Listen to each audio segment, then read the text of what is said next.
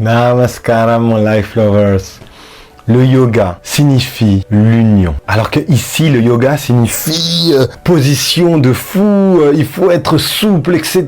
J'ai tellement de personnes âgées qui me disent « J'aurais bien aimé me mettre au yoga, mais je ne suis pas souple. » Le yoga n'est pas la souplesse du tout. Le yoga est la souplesse de l'esprit. Yoga signifie union. Enfin, la science a compris mathématiquement maintenant que nous provenons tous d'une seule et même énergie. Que toute l'existence provient d'une seule et même énergie. Comme Einstein qui dit E égale mc2, en gros ce que ça signifie, c'est que nous sommes tous de la même énergie sous différents aspects, sous différentes formes. Et l'on se manifeste tous sous des millions de formes différentes. Donc la science dit ça. La religion dit quoi? La religion dit Dieu est partout. Nous le savons, Dieu est partout et dans tout et tout le monde. Donc maintenant, on a les religieux et les scientifiques qui le disent, que nous provenons tous de la même chose et que c'est l'union au final. Quelque part, dans le profond, nous formons l'union. Mais comment ça se fait que toi, tu ne l'expérimentes pas? Tu ne l'expérimentes pas parce que tu expérimentes ta vie à travers tes 5 sens individuels. Donc, vu que ton expérience est limitée par tes 5 sens,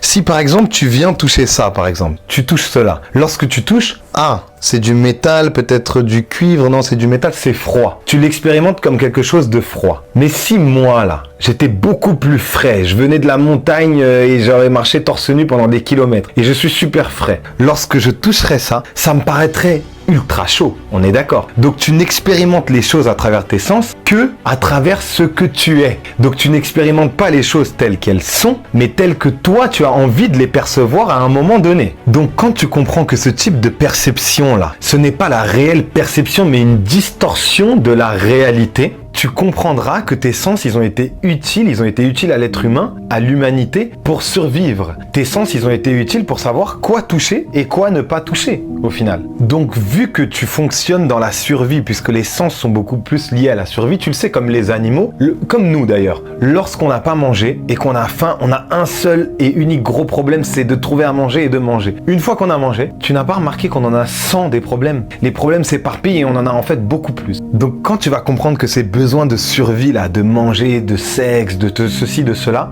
eh bien ils ne sont pas une fin en soi, mais ils ne sont que le début, eh bien tu vas vouloir tendre vers plus. Et donc tu vas comprendre que la vie ne commencera que lorsque ces besoins corporels, ils sont remplis. Et enfin il y aura quelque chose en toi qui va essayer d'aller chercher beaucoup plus parce que quelque chose en toi te dira, mais en fait ma vie ne s'arrête pas juste à la survie. Maintenant imagine une chose, imagine que tu es enfermé dans une pièce et que tu ne connaisses pas la notion de poignée de porte, ok? T'as jamais entendu parler de ça, toi t'es toujours sorti par des fenêtres. Sauf que dans cette salle dans laquelle je t'enferme, il n'y a pas de fenêtre, il n'y a qu'une porte avec une poignée, ok? Tu ne comprends rien, comme un rat, tu vois, tu peux lui mettre une poignée de porte, il va être enfermé dans le truc. Qu'est-ce qui va se passer? Tu vas taper ta tête contre le mur jusqu'à temps que tu penses que le mur va s'effondrer pour sortir. On est d'accord? Donc, le yoga, ça signifie trouver la poignée de la porte de ses sensations. En gros, avoir une notion qui dépasse amplement ce qu'on a déjà connu jusqu'à présent et qui va nous permettre d'expérimenter les autres et les autres choses comme nous-mêmes. Donc, lorsque tout le monde fera partie de ta perception et de ton expérience et que tu pourras enfin parler d'expérimenter les gens, là, tu feras l'union, tu feras yoga. Sache une chose, même si tu le fais juste une seconde, même si ça t'arrive juste une seconde, on n'aura plus besoin de te dire quoi faire et quoi ne pas faire. On n'aura plus besoin de te parler d'éveil parce que du coup, tu feras les choses en pleine possession de ton humanité puisque tout le monde fera partie de toi. Et je te parle d'expérimenter les gens à travers tes sens, hein. Je te parle de les ramener à l'intérieur de la perception de tes sens, tu vois. Et quand tu les expérimentes à l'intérieur, là, yoga, la union. Et à ce moment-là, j'aurais même pas besoin de te dire attention, ne le tue pas lui,